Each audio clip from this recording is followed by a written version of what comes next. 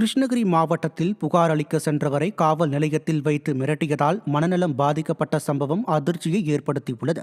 ஆட்டுப்பாலன் கொட்டாய் கிராமத்தைச் சேர்ந்த மணி என்பவரை கடந்த ஏப்ரல் மாதம் உறவினர்கள் தாக்கியுள்ளனர்.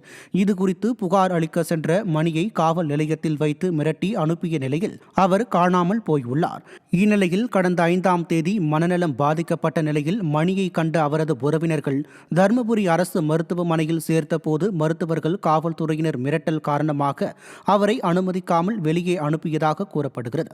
புகார் அளிக்க வந்தவரை மனநலம் பாதிக்கும் அளவுக்கு விடியா ஸ்டாலின் அரசின் காவல்துறை செயல்படுவதாக மக்கள் வேதனை தெரிவித்தனர். பேசுறாரு என்கிட்ட, நீ பயப்படாத, என்னை எதுவும் பண்ண மாட்டாங்க, நீ போய் வக்கீல கூட்டுக்குன்னு ஆதார் கார்டு எடுத்துன்னு வா அப்படின்னு சொல்றாங்க. நான் காலையில ஆதார் கார்டு எடுத்துன்னு போய் கேட்கல. அம்மா உங்க வீட்டுக்கார நைட்டே விட்டுட்டேன், ஃபுட்டேஜ் பாரு அப்படின்றாங்க. ஆனா அன்னிலேருந்து எங்க வீட்டுக்காரர் எனக்கு போனும் பண்ணல, அதுல இருந்து எங்கிறாருன்னே தெரியல.